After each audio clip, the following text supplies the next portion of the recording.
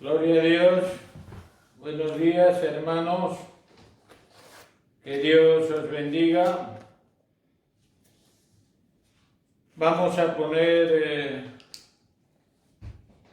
esta reunión en las manos del Señor, porque además hoy doy gracias a Dios por poder estar aquí, porque como ya muchos sabéis, llevo ya casi año y medio esperando que me operen de la rodilla, de menisco, que lo tengo roto, pero bueno, se ha complicado un poquillo la cosa ahora con desgaste de cadera y otras cosas, y la verdad es que me ha costado trabajo poder llegar aquí, y confío plenamente en el Señor que me permita estar aquí de pie hasta que termine este mensaje de parte de Él.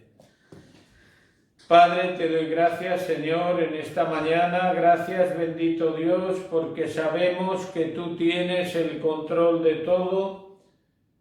Yo pongo, Señor, este día ante ti a los pies del trono de la gracia.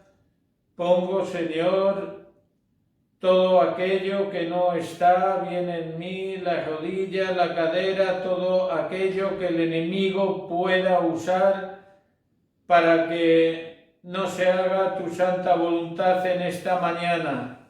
Yo declaro completamente sanado todo aquello que no está bien, Señor. Amén.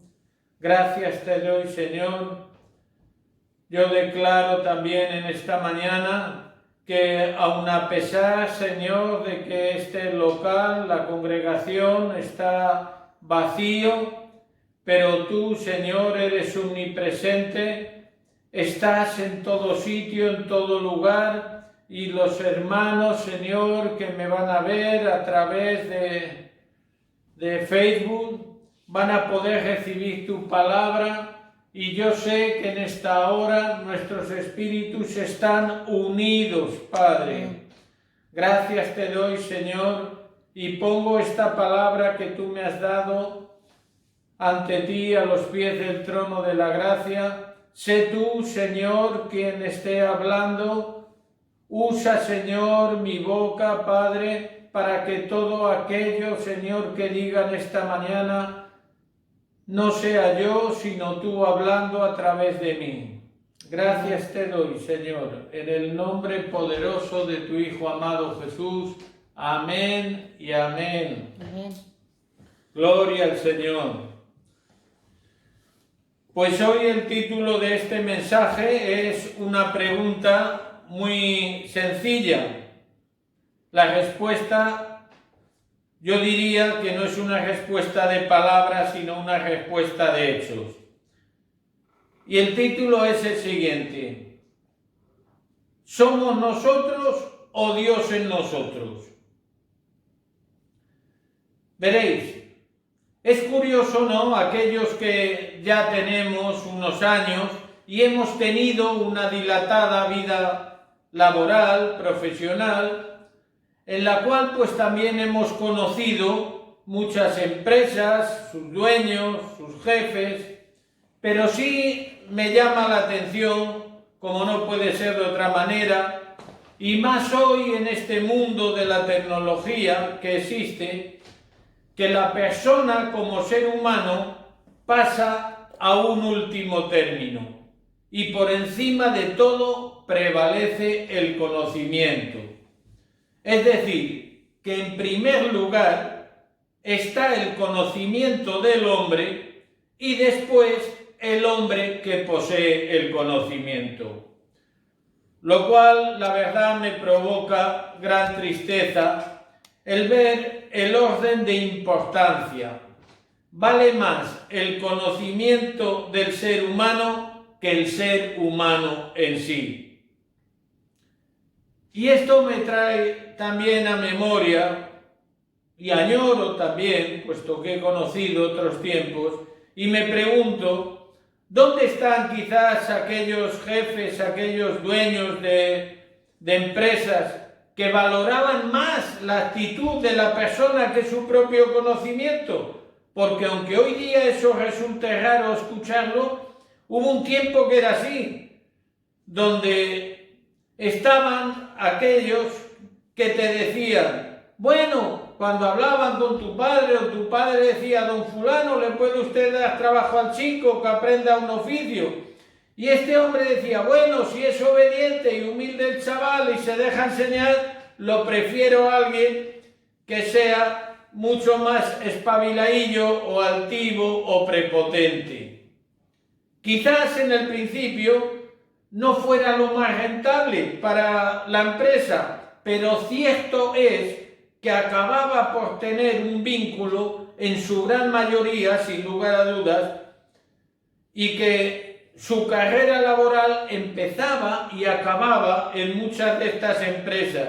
Y en muchos casos, muchos trabajadores, muchas personas pasaban a formar parte de esa gran familia que era la empresa, ¿no?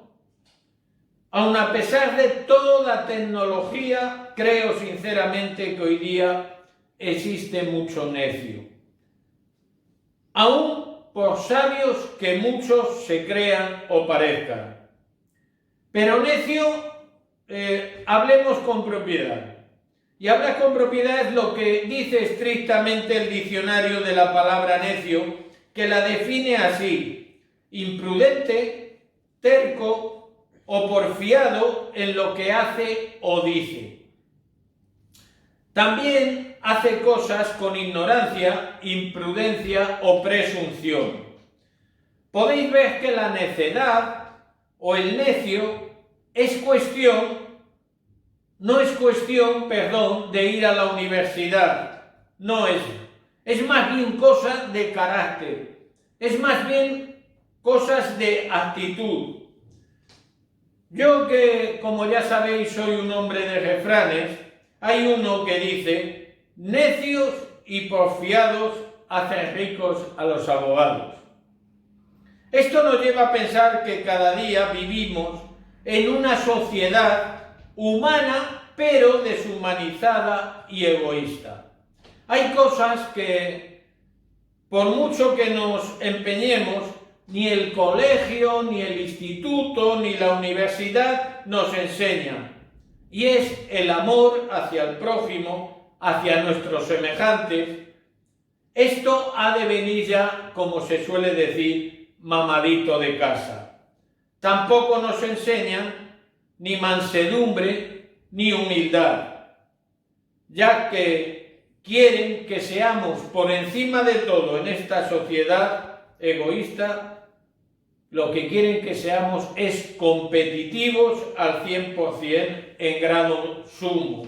Y eso lo que nos hace es ser egoístas y ambiciosos, pasando por encima de quien haga falta para subir a la cima. Pero todo esto que os estoy contando, sin lugar a dudas, son actitudes que el mundo nos enseña, ¿verdad? Y se empeñan en que es la mejor manera para triunfar en esta vida, tomando este tipo de actitudes. Y dicho sea de paso, en esta vida puede, pero ¿acaso todo termina aquí? Tristemente son muchos los que piensan que sí.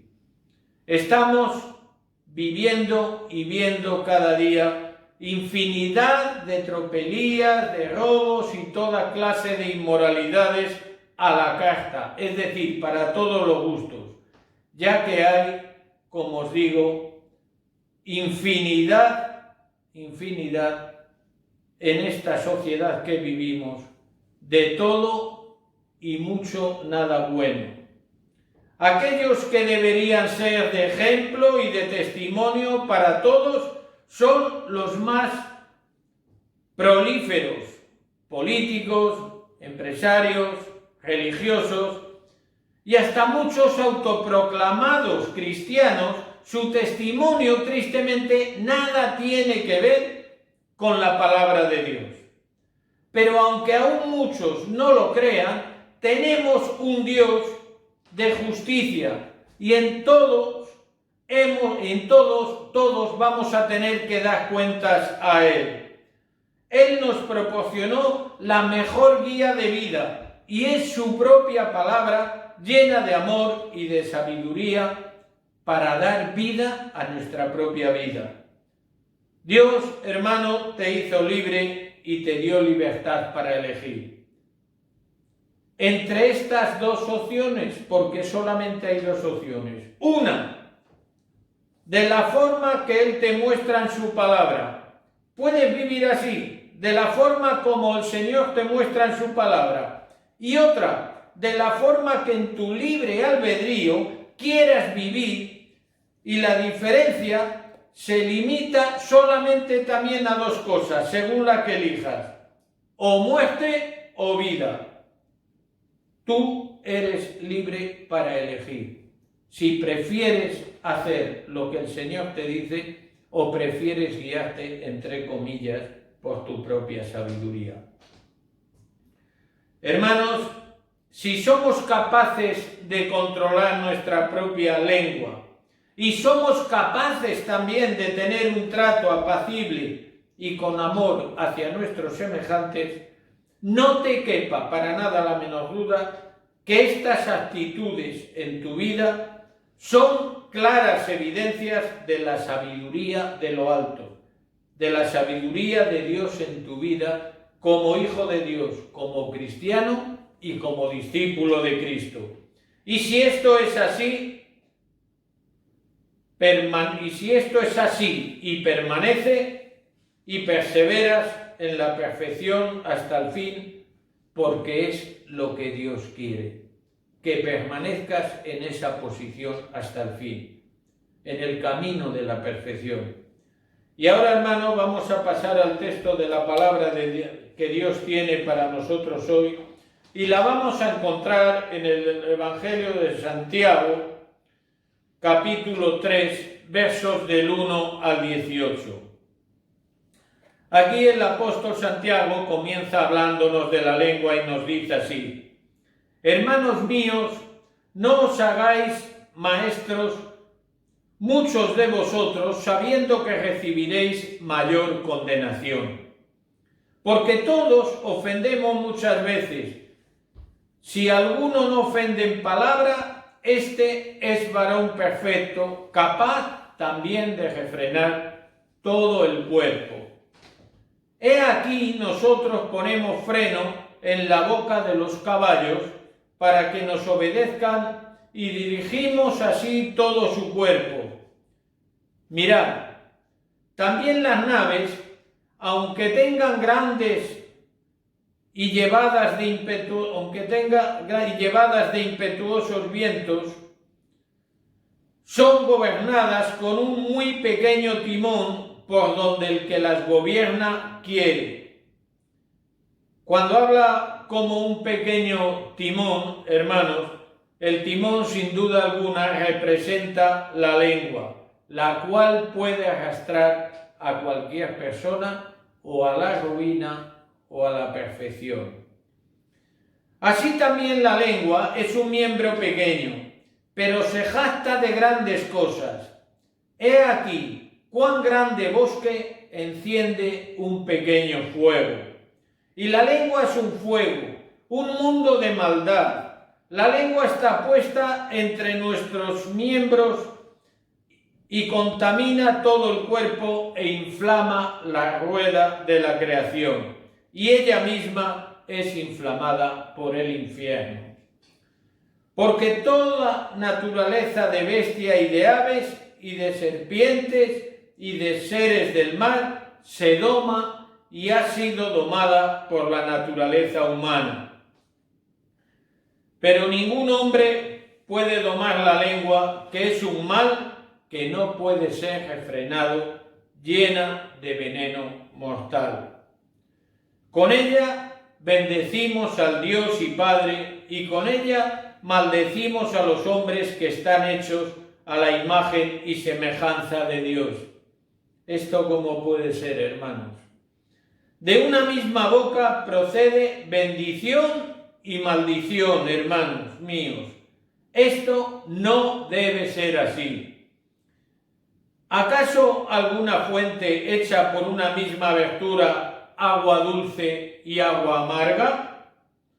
Hermanos míos, ¿puede acaso la higuera producir aceitunas o la vid higos? Así también ninguna fuente puede dar agua salada y agua dulce. Y ahora la palabra nos habla de la sabiduría de lo alto. Verso 13. ¿Quién es sabio y entendido entre nosotros? Muestre por la buena conducta sus obras en sabia mansedumbre. Pero si tenéis celos amargos y contención de vuestro corazón, no jastéis ni mintáis contra la verdad, porque esta sabiduría no es la que desciende de lo alto, sino terrenal, animal, diabólica. Porque donde hay celos y contención, allí hay perturbación y toda obra perversa. Pero la sabiduría que es de lo alto es primeramente pura, después pacífica, amable, benigna, llena de misericordia y de buenos frutos, sin incertidumbre ni hipocresía. Y el fruto de justicia se siembra en paz para aquellos que hacen la paz. Gloria a Dios. Me gustaría, hermanos, que al terminar este mensaje de hoy pudiéramos tener 3 puntos claros, muy importantes para hacerlos carne en nuestra propia vida.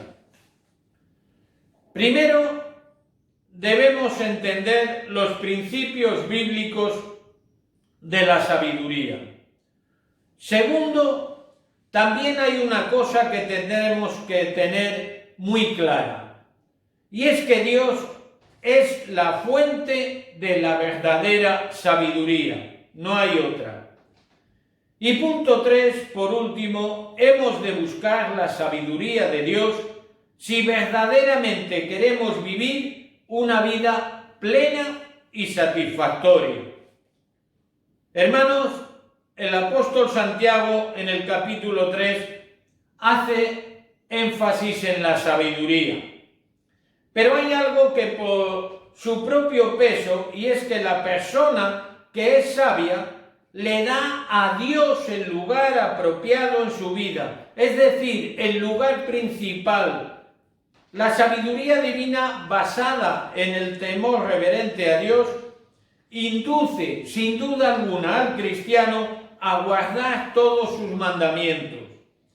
Mirad, la sabiduría humana, entre comillas, claro está, suele acabar siempre en frustración y ansiedad cuando ésta se separa de su verdadera fuente o manantial, que es Dios. Dice el Salmo 16, verso 7, bendeciré a Jehová que me aconseja. Gloria al Señor. Aquellos que buscan el consejo de Dios.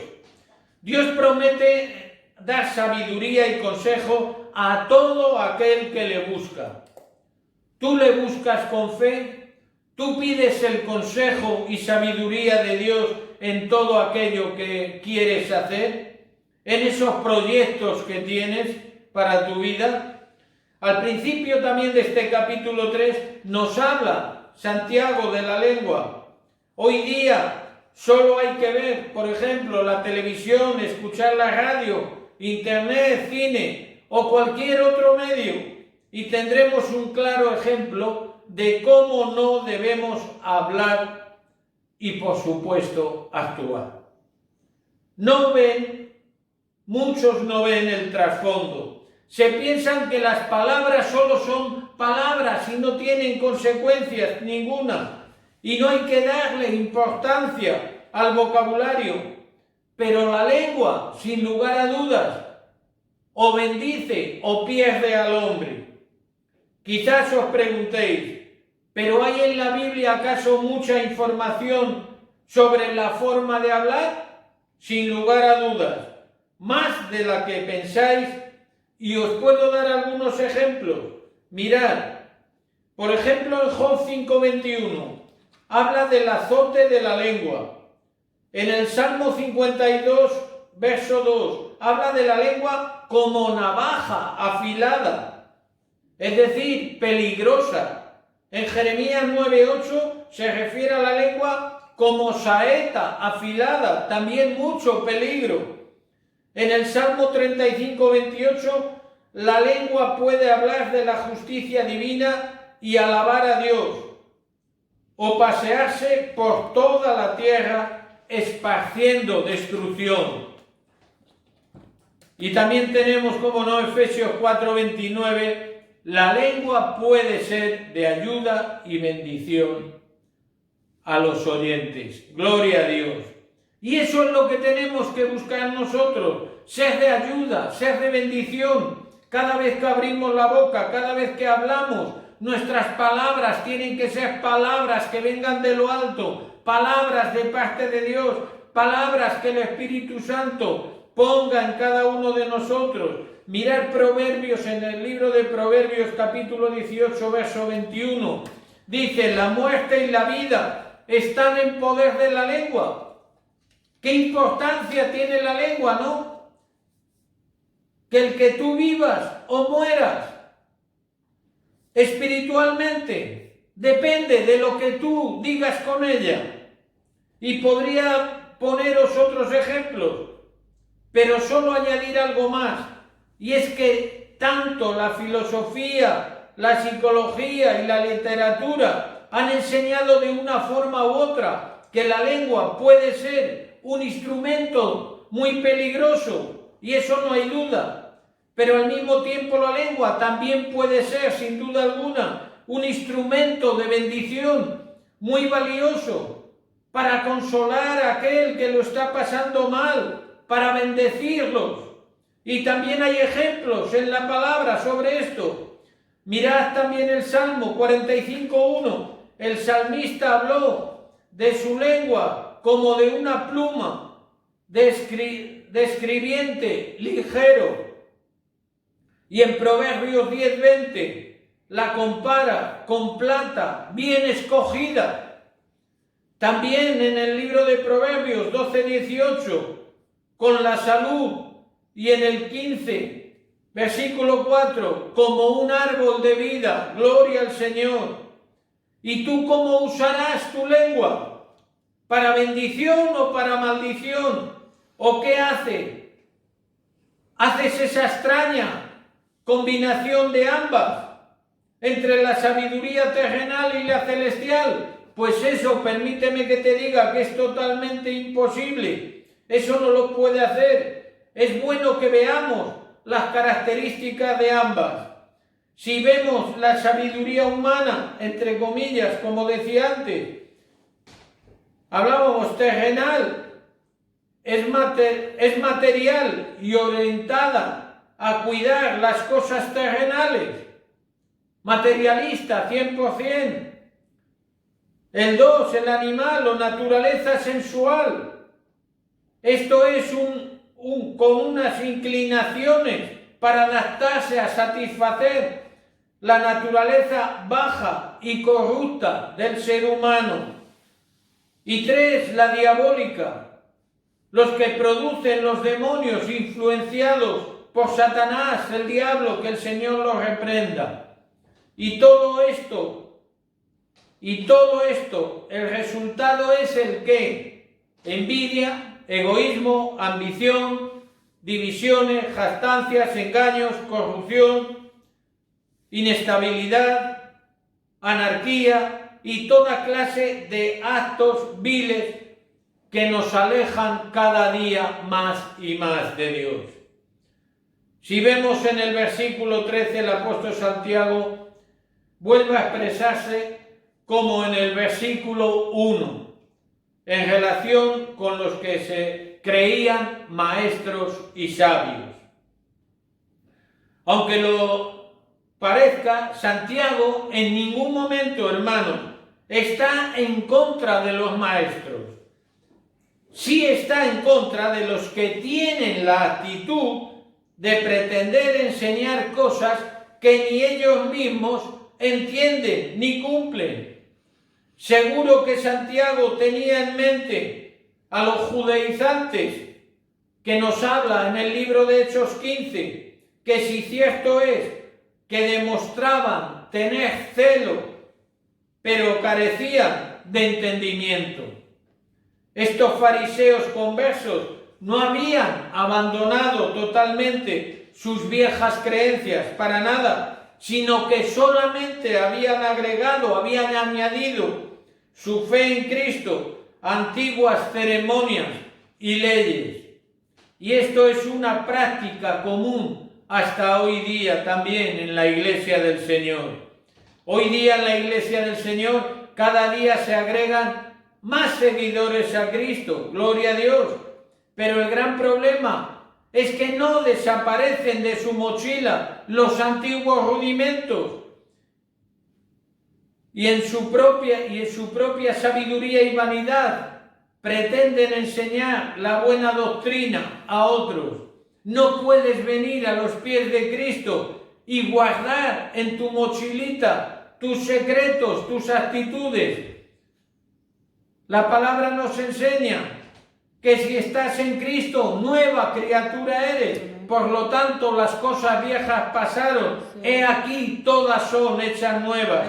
Olvídate de tu mochila, tírala, descártala, piérdela, porque cuando vienes a Cristo no la necesitas. Todo es hecho nuevo. Y las consecuencias son nefastas para las congregaciones que forman parte de la Iglesia del Señor cuando estas actitudes proliferan. El problema que había entonces, y Santiago revela, es que estos maestros ignorantes causaban problemas muy serios, no solo entre los cristianos judíos, sino también entre los gentiles convertidos al Evangelio.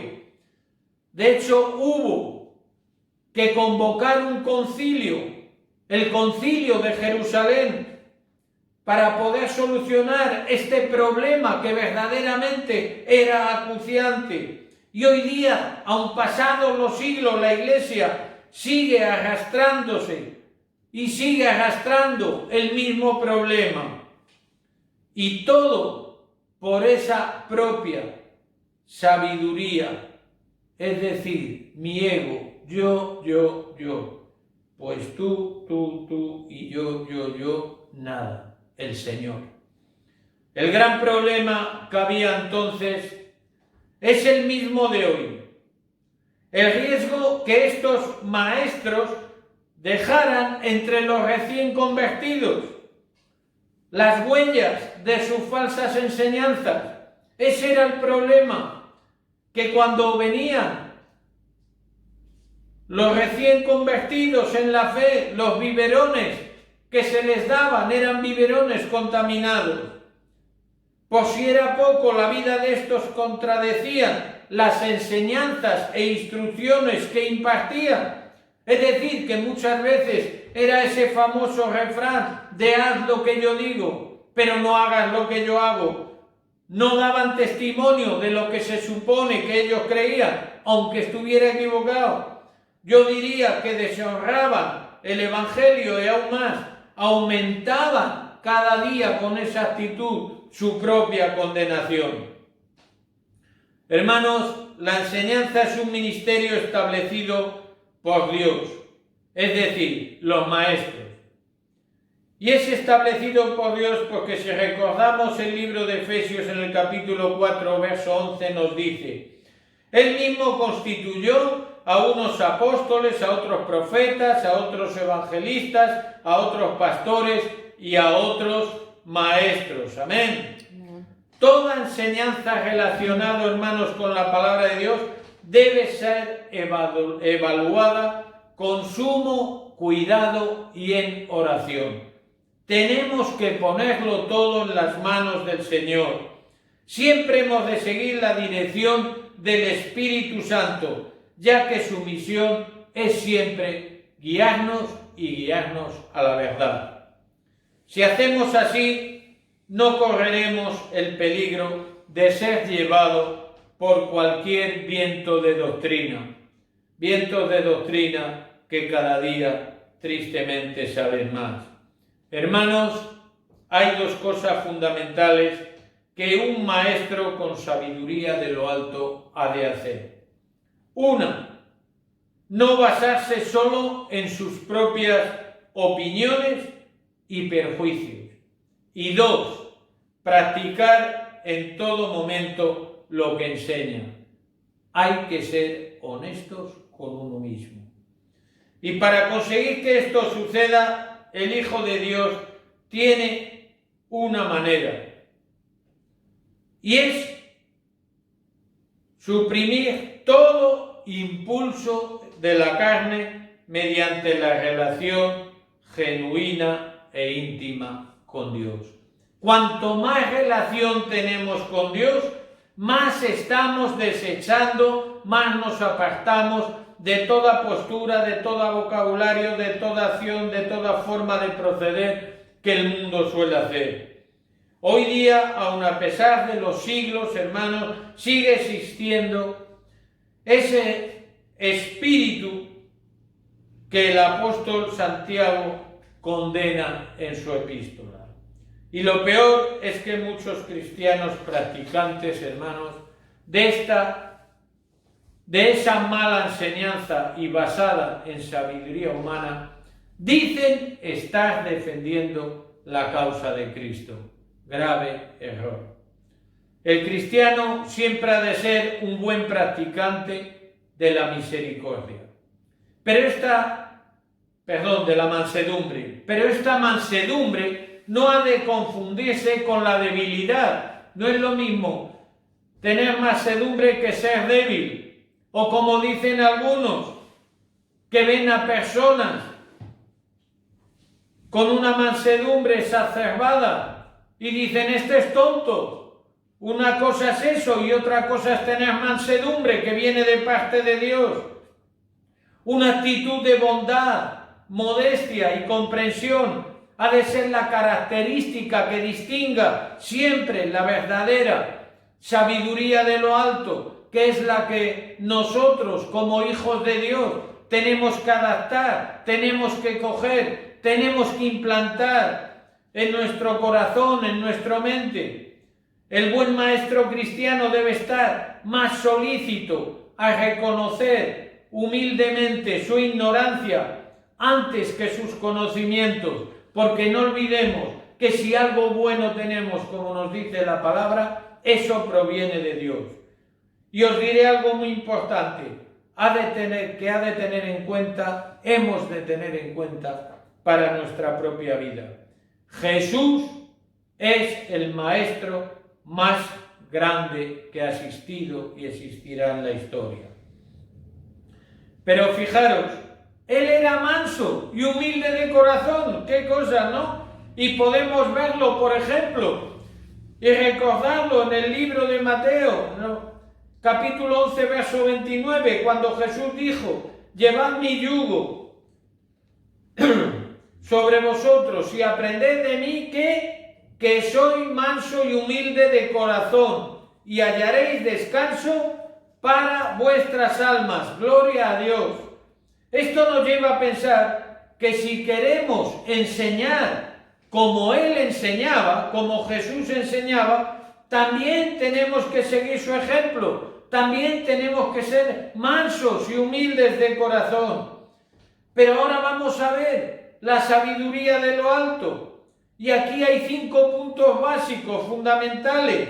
1.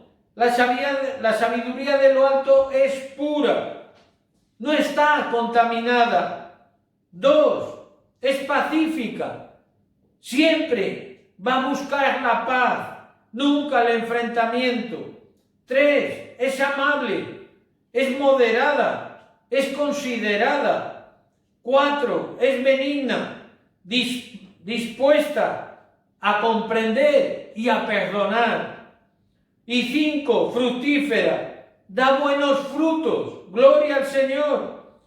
¿Y cuál es ese resultado? Que produce el fruto de justicia y paz, ya que elimina por completo todo espíritu de contienda y de desunión.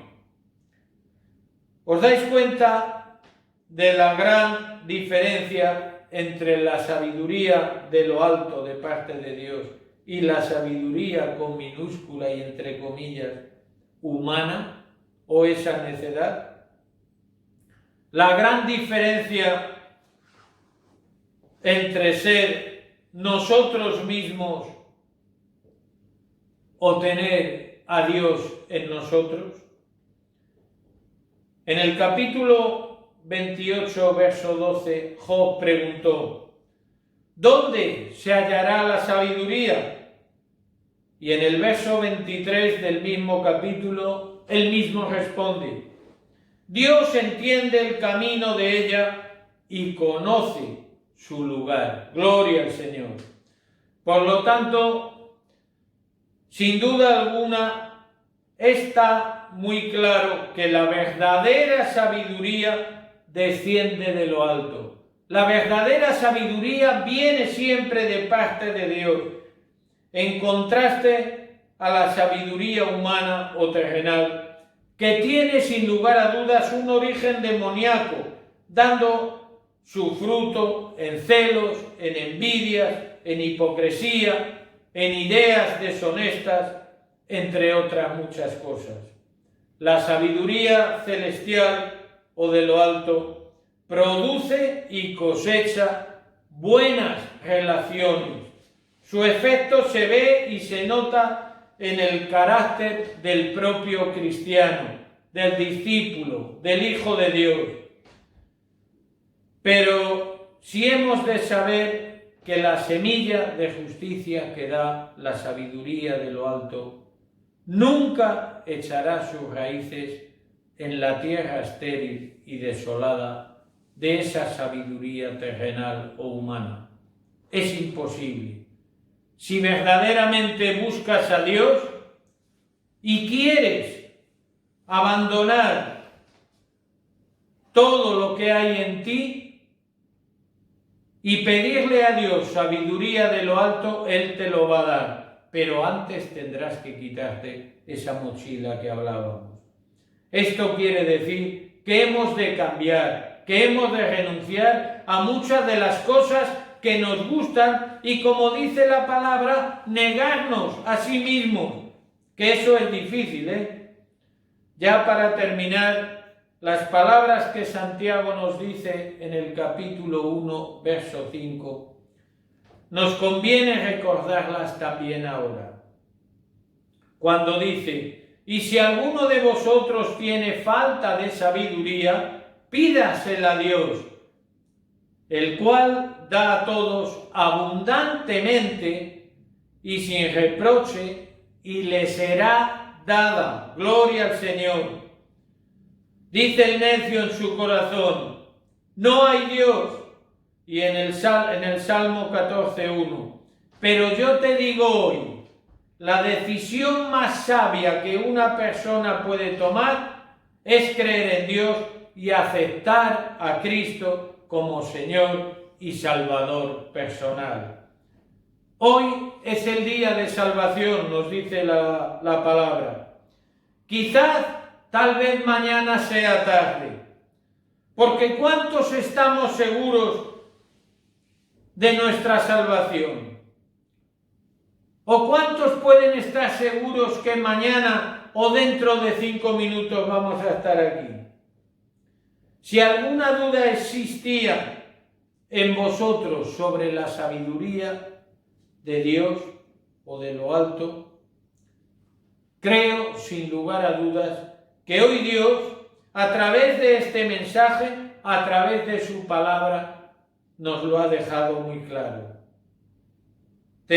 No tenemos que ser nosotros, sino Dios en nosotros.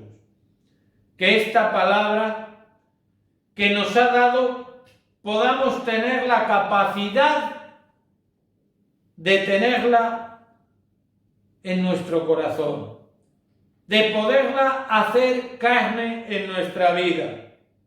Seguro que nos costará quizás mucho, porque nos cuesta sobre todo porque tenemos que renunciar a muchas cosas. Por eso Jesús ya nos dejó al Espíritu Santo. Nadie mejor que Él va a poder ayudarnos y guiarnos.